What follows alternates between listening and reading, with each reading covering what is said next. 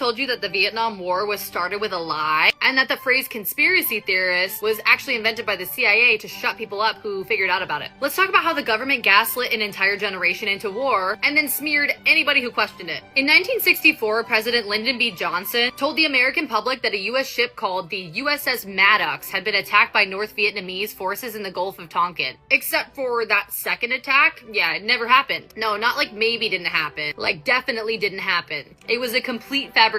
But that didn't stop Congress from passing the Gulf of Tonkin Resolution, which essentially gave Johnson a blank check to escalate the war in Vietnam. So yeah, by 1968, we had over 500,000 troops in Vietnam. We were carpet bombing villages, spraying chemical weapons like Agent Orange, and millions of Vietnamese citizens based on a lie. So here's the part that they don't teach you about in school. After France lost its colonial war in Vietnam, the US stepped in, ignored international agreements, and installed this dictator in the South. He was so corrupt and brutal that even the Vietnamese people fucking hated this guy. And when nationwide elections were planned to unify the country, elections Ho Chi Minh was guaranteed to win, we backed out. We canceled. No democracy for you, baby. So yeah, we didn't just join the Vietnam War. We escalated, provoked, and manipulated our way into it. Now here's where it gets even a little bit darker. As thousands of soldiers and anti-war protests exploded across the US, people started asking questions, you know? Like, why were we even in Vietnam? Why were the poor drafted while the rich got deferments? And why did the government lie about the Gulf of Tonkin? And the CIA, they were not about to lose that narrative, let me tell you. So in 1967, they wrote a classified memo, CIA Dispatch number 1035-960. It was a propaganda guide that was sent to journalists and foreign operatives on how to low-key discredit anybody speaking out against this shit, especially when people were asking too many questions around the JFK assassination.